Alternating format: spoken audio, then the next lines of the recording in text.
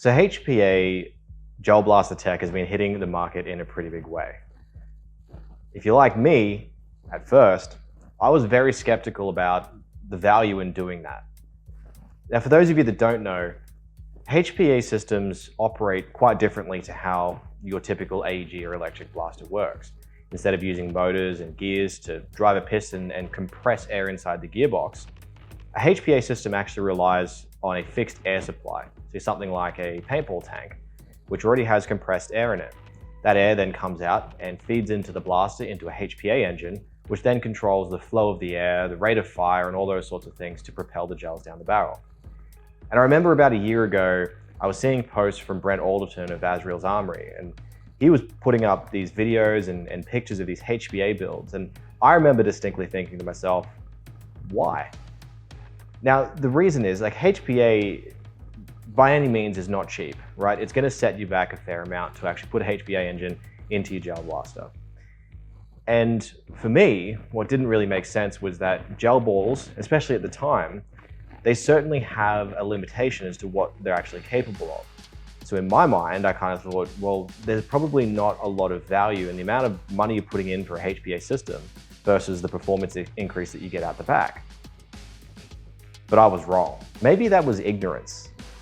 Maybe it was because at the time we didn't have the right gel ball ammunition. Maybe it was a bit of both. But I can tell you for sure, right now, HPA is absolutely worth paying attention to. And I'm not talking about just for speedball players, tournament players, those guys that play those really high intensity games, in competition. I'm saying milsim players should be paying attention. Guys that play regularly on the weekend should be paying attention.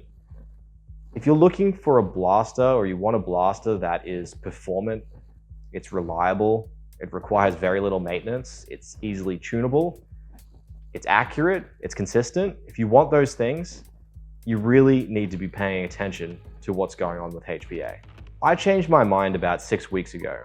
I was playing at a private match out at Hardcore Blasters, and I made the mistake of borrowing a HPA ARP9 off one of the Yakuza boys.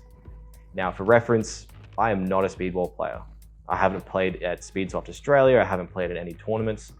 I typically stick to, scenarios, milsim stuff, all those other kinds of different games. Now, despite that, after playing one single round using the HPA ARP9, I immediately understood why this is such a big deal.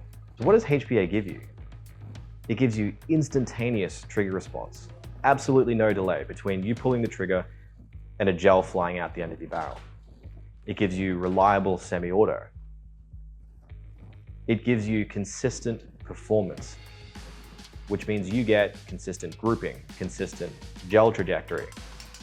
It gives you tunable FPS. It gives you tunable rate of fire. In fact, there's so many things that can be tuned on there that you can completely change the configuration of your blaster. And best of all, it's very low maintenance. Now, depending on the HPA product that you get, your mileage may vary. But all of those things, you get all of that with the Polarstar F2, which is exactly what I bought. When I decided to pull the trigger, I wanted to kind of build something, or have a build that is as close to a simulation platform as possible. So I wanted something that's responsive, it's robust enough that I can throw it around, it's reliable, it's consistent, it's accurate, all those good things. I'm not necessarily trying to get a short or small, hard-hitting, fast-shooting blaster to take out Speedsoft Australia. I want something that, sure, I can take it out to casual games, I can take it out to games on the weekend, I can take it to scenario games, and I could even take it out to the immersive milsim stuff. So about 2 weeks ago, I took my Mark 18 down to GBU at Southport. Now, if you haven't been down there, go and check them out. Gel Ball Undercover. They have a really cool store, really good vibe, really cool guys in that store. And of course, you've also got Benny's Mod Pit there, he's doing all sorts of crazy builds. And you've got Stig Industries working out of there, doing the HPA conversion stuff. And just quickly, if you are gonna grab something from there, just know that we do actually have a 15% discount, Soft Ops 15. You can use that to buy stuff online. Now I know it doesn't cover everything, it doesn't cover all your high-end Gucci stuff. You're not gonna get 15% off your HPA build. But if you happen to be wanting to get something, you can use that code. I'll put it in the description below as well. Anyway, so I dropped off my Mark 18 to Stig Industries to get the HPA treatment. Now, I will put the full details of the build and everything in the description below. But essentially, what I paid for was for the full service of getting the HPA installed, getting it basically tuned, and all the parts and everything that's required. So for me, that was a Polarstar F2 engine and the chips and everything that's required for it. Barrel, T-piece, retro arms gearbox to put the Polarstar into. It also included the battery. It included two 88 cubic inch carbon fiber tanks. It included a 42-inch, I think, remote line to actually run the air to my blaster, and it included a micro regulator from Polarstar as well. So obviously this no longer looks like a Mark 18. Now, as a part of that objective to get a simulation style platform, I've also decked it out with a bunch of other stuff to get it to that level of quality and durability as well. So at the front, I've got a PTS Centurion Arms 13.5-inch M-LOK rail. I've got a PTS enhanced polymer pistol grip and an enhanced polymer compact buttstock from PTS as well.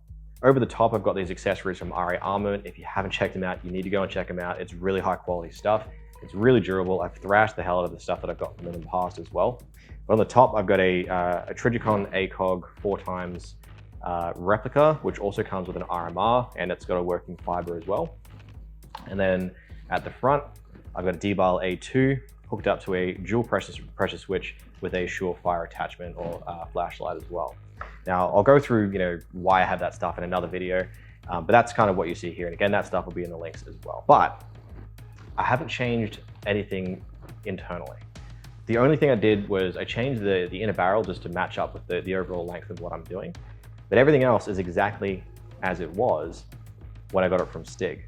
So let me just show you how that works and show you how it sounds and fires and how sensitive it is. Now, firstly, let's just quickly myth bust. You do in fact still need a battery to run a HPA system.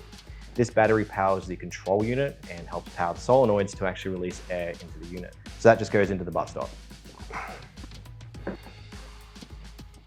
Now you also have your air tank and regulator. As I said before, I've got two of these 88 cubic inch tanks. You can get smaller ones and you can get some bigger ones. This is a good size for me. They're meant to last around 5,000 shots, depending on the efficiency of your system, but this is what I have. Now at the top, you've got a micro regulator for me, so it's a Polarstar micro regulator. And essentially all that does is it takes the 3,000, 4,000, whatever pressure's in your tank, takes that PSI down to what you actually want to run through your system. And in my case, I'm running that at 110 PSI. And then you've got your remote line.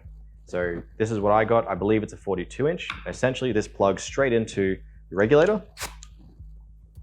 And then this end will plug in to your blaster. Now, just quickly, before I actually go and put air into this blaster, I just want to show you a couple of cool things. So the battery's in the buttstock. So this blaster is essentially on, but there's no air, so it can't shoot, and there's no magazine in. But if you listen carefully, if I switch this to semi and I pull the trigger, you can actually hear the solenoid firing. You hear that? So that solenoid firing is essentially when the engine will actually power up and send air straight out of the barrel. And if I switch that to auto, so at the moment my blaster is set to 25 rounds per second. Right, so it's nice and quick and very, very sensitive. And just before we put air in, one other thing I'll show you. Because we have to send power to the magazine, this is all set up to obviously work on the trigger.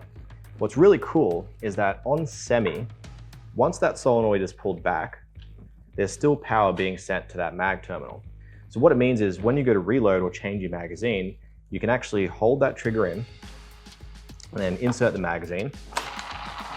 And you can hear it already starts winding that magazine motor, right? But it's not going to fire again. So it's a mag prime. Let's chuck some air in and let's see how this thing sounds.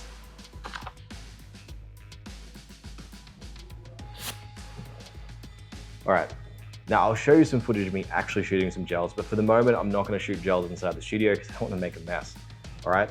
But this will at least show you how sensitive it is, how responsive this trigger is, and how awesome it sounds as well. So let's just switch to, it's already on semi, so let's just see how that sounds.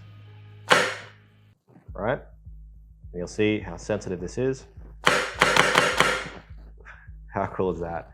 So With that sensitivity, you know, triggers can be tuned and all that sort of stuff as well. You'll see a lot of speedball players can get it way faster than I can get it. I might see if I can get a clip of the Yakuza boys playing as well.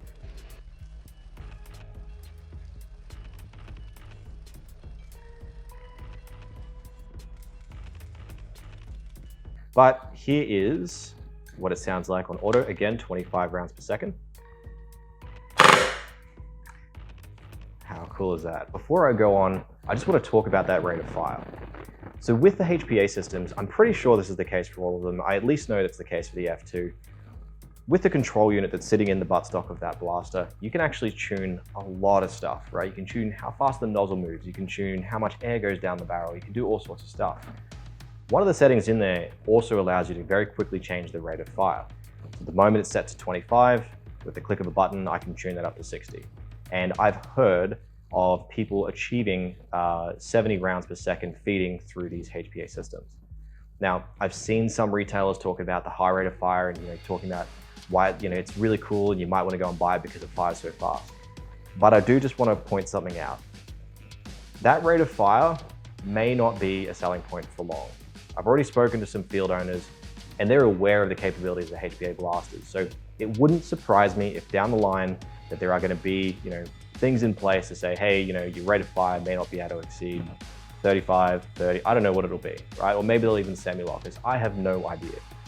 But just be aware of that, okay? Don't go and buy something just because it shoots really fast, given that you may not be able to use it. But the other thing is shooting people at 60 rounds per second, at 300 feet per second with HPA gels is completely irresponsible, all right?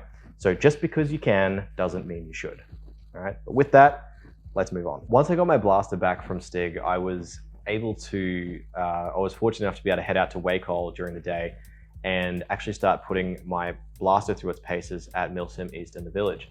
So I was actually out there doing range testing, shooting targets, doing drills, seeing how, how it runs when you're around, tight spaces, corners, transitions, all that sort of stuff, right? I really wanted to see how much of a hold up is it once you have all your Milsim gear on and that sort of thing as well. Now, a couple of things. Firstly, just as a bit of a caveat, the settings I had on my blaster then versus now, which is probably about a week later that I'm recording this, I have changed stuff. I just haven't had a chance to go out and play around a bit more and do a bit more recording. So I've just spent time tuning it. At the time that I was recording at Wacol, I think it was about 2 days later or 3 days after I picked up the blaster. So I was running it at 100 PSI out of the regulator, which is giving me about 265, 270 FPS coming out of the barrel. The hop-up that I was using was an LDT slimline hop-up, the one that I believe comes with the MP5. It's a really cool and convenient hop-up because it fits inside muzzle devices. The downside is that it's not as tunable as others. So what I noticed over time was that the consistency really just wasn't there, wasn't where I wanted it to be. And for me, again, simulation style blaster, I'm really trying to push the limit of getting that accuracy and range and knowing exactly what that's going to look like. And then the last thing is, Wacol is so windy. There's so much wind out there. And this day was particularly bad for it. So you might even see it in some of the footage. Sometimes the gels just start drifting off. That doesn't mean that doesn't discredit the test. You will see, what I'm getting out of it, basically out of the gate using HPA gels. And you'll see me testing at these targets, right? So running at 5 meters, 10 meters, 15 meters, 20 meters, and at different size targets. Because, obviously when you're playing the game, people don't always present their full body. So you can see kind of a head size target, a body size target, and an overall silhouette. So hopefully that gives you a bit of an idea of what that looks like. I will go and re-record these drills and probably some other stuff as well now that I've started to really tune it in, because now I've got it to around 280, 290 FPS, and I've got an HPA hop-up on there, and I spent a fair bit of time tuning it. So at home, or in the space that I'm in, I know that I can at least get to 30, 40 meters, but I just don't know exactly what that looks like once we start putting targets down and that sort of thing as well. So just want to be completely transparent with it, right? So I'll put that up when I can, but at least you can see what that kind of looks like here, and you can see what it looks like manipulating the blaster, moving through spaces, running targets for speed, all that sort of stuff. Now, another interesting thing that I did notice is, so that same week, I went and played at Spec Ops. So if you haven't been there, it's an indoor, close quarters environment. It's still a fairly large field, but there's a lot of buildings and all that sort of stuff as well. It's really a good place to play in. Now, I went and played there on the Friday, and I was running that exact same setup that I was running at Wacol, right? So for me, the consistency probably wasn't where I wanted it to be just yet in terms of that tight grouping, but I went out to Spec Ops and I rolled through there, and it was actually really mind-blowing. So it's a controlled environment because it's indoor, there's no wind, anything like that. But it was absolutely mind-blowing seeing something that's basically just come straight from the tech bench to me. I've changed the barrel, and the only thing I tuned was the voluming for that barrel, and it just absolutely destroys everyone, right? But what was really interesting was that even at 265 feet per second, one thing I noticed, and I know it's using HPA gels, so people tend to call those more anyway, is that players would absolutely call their hits. And it could have just been a good session, right? We all have those sessions where everyone's great. Some sessions, no one calls their hits, that sort of thing. But I actually suspect that there may be something going on in terms of consistency, which means, it's something that's obviously achievable with AEGs as well. But even using the ARP9, back when I was playing, with the Yakuza blaster, what I noticed was people would comment on the fact that it hurts. They actually feel it straight away. Even though it was only shooting, even the Yakuza one, I think was 275.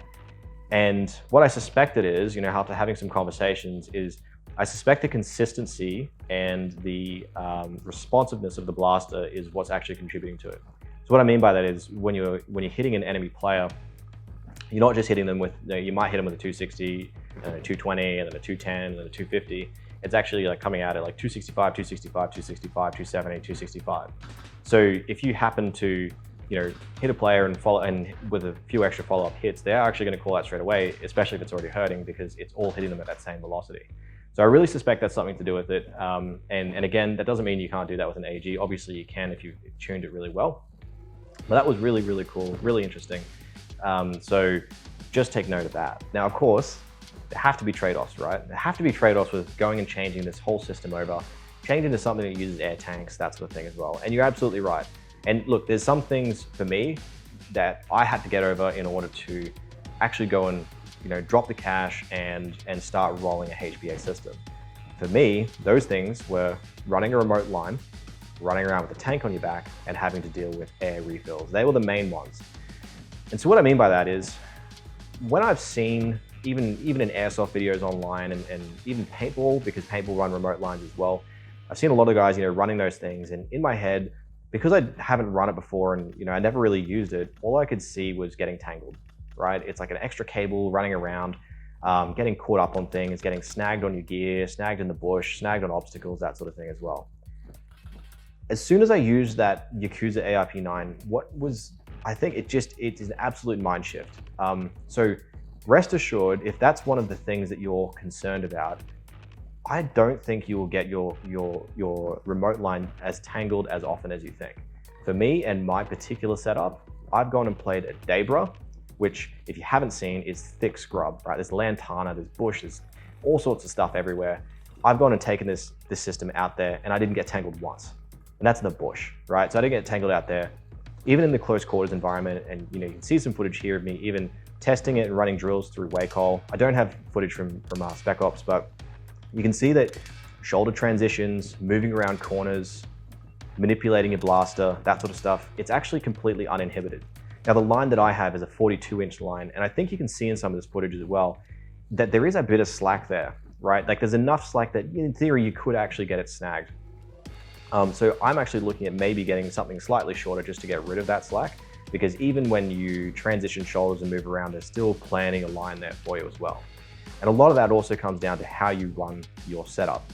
Now, you can run something as simple as you can put your tank into like a camelback bag, like take the bladder out, right? You put the bottle into the camelback bag, you run the airline over your shoulder or through where the straw retainers are, and it'll keep it relatively organized. And you'll see a lot of speedball players do that, right? There's even, I think there's some Speed QB gear that you can get that's designed specifically for HPA.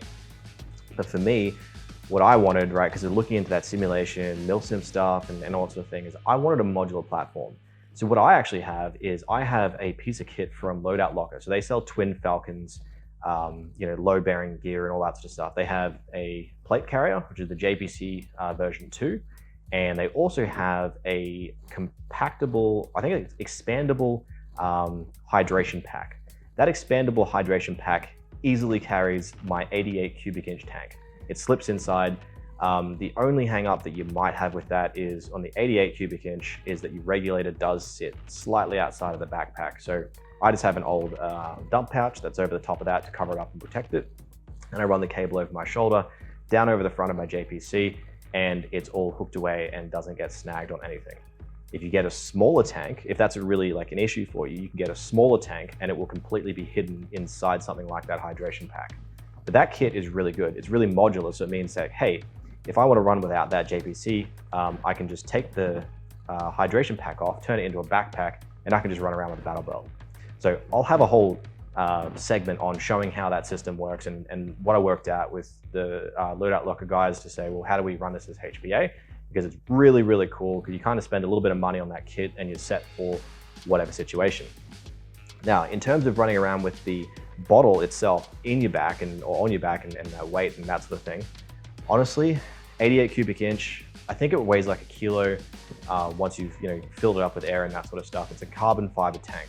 So the one thing I would say is stay away from steel tanks, stay away from any of the other ones if you're trying to lighten the load. The carbon fiber tanks are more expensive, but your back will thank you for it, okay? So these things are way lighter.